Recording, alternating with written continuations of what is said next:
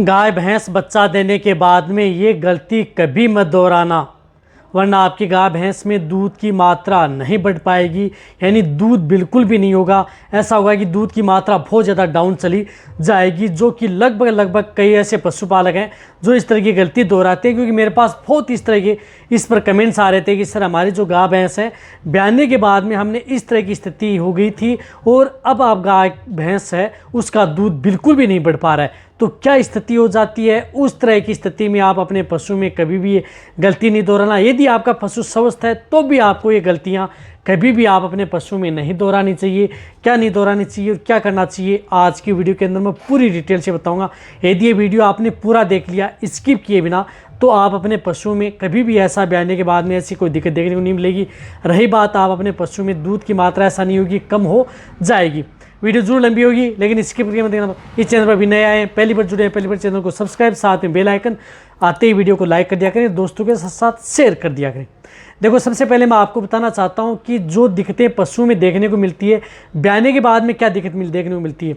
जब यदि आपके पशु में जिस प्रकार से यदि पशु की डिलीवरी आसानी से नहीं हुई है, या बच्चा फंस गया है, या डिस्टोकिया या टोर्सन की दिक्कत यदि आपके पशु में देखने को मिली, या आपके वेटरनरियन ने उसकी डिलीवरी करवाई है, तो उस तरह के केस में आपको ये ध्यान में रखना है कि आप उन पशु को कम से कम 3 दिन तक आप उस तरह के पशु को जो अनाज युक्त आहार है, यानी अनाज जिस तरह से मोटा अनाज है जिसके अंदर बाजरा भी आता है, गेहूं भी आता है, मक्का भी आता है, अदर जो अनाज आता है वह आप अपने पशु को 3 दिन तो बिल्कुल भी नहीं देना चाहिए।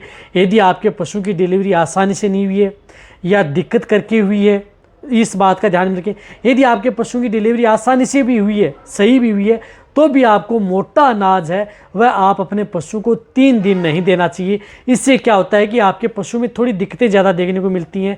एक पॉइजनिंग की शिकायत है वो आपके पशु में देखने को मिलती है। इस तरह के केस में फूड पॉइजन होता है वह देखने को मिलता है। तो इस स्थिति से बचने के लिए आप अपने पशु को कुछ इस तरह के स्ट्रेस से बचाने के लिए कुछ इस तरह के एंटी स्ट्रेस या स्ट्रेस युक्त जिस प्रकार से कोई लिक्विड है या पाउडर है या कोई घरेलू नुस्खा है वह आप अपना सकते हैं।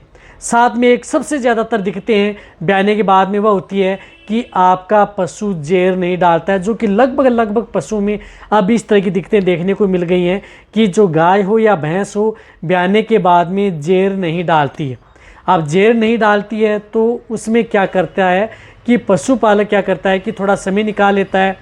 जिस तरह से कई पशुपालक ऐसे होते हैं कि जेर को हाथ से नहीं निकलवाना चाहिए या कई इस तरह के इंजेक्टेबल नहीं लगवाने चाहिए। उनकी बात भी सही है माने तो, क्योंकि यदि जब हाथ से जेर निकलवाते हैं या इंजेक्टेबल लगवाते हैं तो उस तरह के केस के अंदर आपके वेटरनरी कुछ इस तरह के इंजेक्शन लगा जाते हैं, कुछ इस तरह की दिक्कत हो जाती है। तो उसके बाद में कभी भी उन पशु में दूध की मात्रा नहीं बढ़ पाती, वह भी मैं आपको बताऊँगा।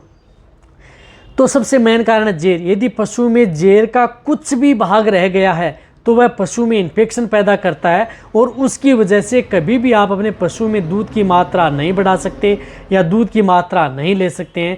तो एक मेन सबसे बड़ा कारण है पशु की जेर प्रॉपर गिराएं। अब जेर प्रॉपर गिराने के लिए बहुत इस तरह के जो लिक्विड आते हैं या इंजेक्शन आते हैं, जो मेरे चैनल पर वीडियो बनी हुई है, वह भी आप अपने पशु को लगा सकते हैं। उससे क्या होता है कि पशु आसानी से जेर गिरा देता है। जो जेर गिराने के सिर्फ इंजेक्शन आते हैं वह लगाएं, बेटर रिजल्ट आपके पशु में देखने को मिलता है। यदि आपका पशु 10 से 12 घंटे तक यदि जेर नहीं डालता है तो आपको घबराना नहीं चाहिए। आप उसे कुछ इस तरह की जो लिक्विड है, यूट्राइन टॉनिक है, वो आप अपने पशु को देख करके गिरा सकते हैं। लेकिन फिर भी नहीं डालता है तो आप अपने वेटरनरियन की सलाह ले लेनी चाहिए। लेकिन सबसे बड़ी गलती यही होती है कि यदि कोई भी जो वेटरनरियन है, आप इन सभी बातों का ध्यान रखें, जो नए वेटरनरियन है कोई भी हो, यदि आप पशु की जेर निकालते हैं तो उस स्थिति में उस पशु को कभी भी इस तरह के इंजेक्शन न लगाएं जो कि पशुओं की दूध की मात्रा को कम करें और दूध की मात्रा को नहीं बढ़ने दें। तो इस तरह के केस में ज़्यादा कई पर इस तरह के पशुओं को अच्छा रिजल्ट पाने के लिए कई इस तरह के वेटरनरियन उसमें क्या लगा जाते हैं कि कोर्टिकोस्टेरॉइड इंजेक्शन, जो डेक्सामेथासोन इंजेक्शन है, वह लगा देते हैं। तो उसकी वजह से कभी भी पशु में दूध की मात्रा नहीं बढ़ पाती है। तो एक बात बताना चाहता हूं कि कोई भी वेटरनरियन हो या पशुपालक हो, इस स्थिति में डेक्सामेथासोन इंजेक्शन भूल कर भी नहीं लगाना है। ये इंजेक्शन यदि आप ब्याने के बाद में यदि पशु को लगा दिया तो आप ये समझ लो कि पूरे ब्यावंत में आप कभी भी आप अपने पशु में दूध की मात्रा नहीं ले सकते। चाहे बाद में आप उसे कितनी मात्रा में दवा दें, कितनी मात्रा में लिक्विड या दूध बढ़ाने की दें, दूध नहीं बढ़ पाएगा। तो सबसे बड़ी ये है कि जो वेटरनरियन है वह भी ध्यान में रखें कि आप इस तरह के जो डेक्सामेथासोन या कोर्टिकोस्टेरॉइड इंजेक्शन है वह आप उस पशु को लगाने से बचें। आप कोर्टिकोस्टेरॉइड भी कई तरह के इंजेक्शन आते हैं जो लगाए जाते हैं, लेकिन डेक्सोना इंजेक्शन है वह तो भूल कर भी नहीं लगाना है इस तरह के केस के अंदर, क्योंकि उससे क्या होता है कि पशुओं को कई बार मैंने देखा है कि फील्ड के अंदर उन पशुओं भैंस में, सबसे ज़्यादातर भैंस में देखा है कि वह एक बार डेक्सामेथासोन लगाने के बाद में उन भैंस में दूध की मात्रा यदि जिस प्रकार से 10 लीटर दे रही थी तो वो 1 से 2 लीटर देना प्रारंभ करती है। बाद में आप उसका चाहे कितने ट्रीटमेंट करवा लो उसकी दूध की मात्रा नहीं बढ़ पाती है। तो ये एक आपको भूल कर भी इंजेक्शन नहीं लगवाना है, इस बात का ध्यान में रखना है। यदि आप अपने वेटरनरियन से जे निकलवाते हैं तो आप उन्हें कहें कि उसे अच्छे मल्टीविटामिन्स लगाएं, अच्छे ब्रांड की जो एंटीबायोटिक इंजेक्शन है वह लगाएं, और जिस प्रकार से यूट्रस है उसके अंदर कुछ इस तरह की एंटीबायोटिक बोलस छोड़े जो कि पशु का दूध नहीं जलाएं या पशु के दूध पर कोई प्रभाव न पड़े। तो इस तरह के इंजेक्शन भी लगा सकते हैं। पैसा आपका थोड़ा बहुत ज़्यादा लग सकता है, लेकिन इससे क्या होता है कि आपका पशु सेफ रहता है पूरे समय, और दूध की मात्रा भी पशु की कभी भी डाउन नहीं जाती है। तो वह एक ध्यान रखना, इसकी सबसे बड़ी कमी है जो बार बार पशुपालक दोहराते हैं और कई वेटरनरियन है वो भी कमी दोहराते हैं, जिससे कि पशुपालक में पशु हैं उनमें दूध की मात्रा नहीं बढ़ पाती है। एक आप अपने पशु में जिस प्रकार से चौथा पांचवा ब्यावंत है तो उस स्थिति में पशु सबसे ज़्यादातर कैल्शियम तोड़ता है, क्योंकि उस तरह के पशु में कैल्शियम तोड़ने या कैल्शियम की डेफिशिएंसी या विटामिन्स मिनरल्स की डेफिशिएंसी पशु में देखने को मिलती है।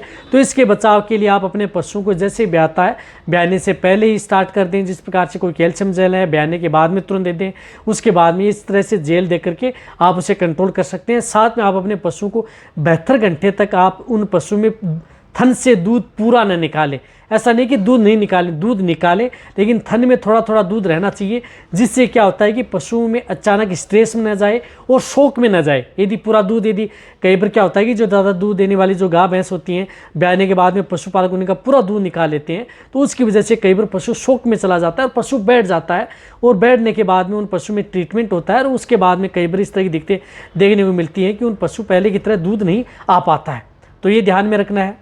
और जो यदि कई बार जो आपके पशु में आने के बाद में फूड पॉइजनिंग की शिकायत देखने को मिलती है उससे भी बच सकते हैं, जो अनाज न दें। उसके बाद में आप कभी भी एक साथ पशु को जो कोई भी दाना मिश्रण फीड सप्लीमेंट है वो एक साथ न दें, धीरे धीरे आप अपने पशुओं की मात्रा बढ़ाएं।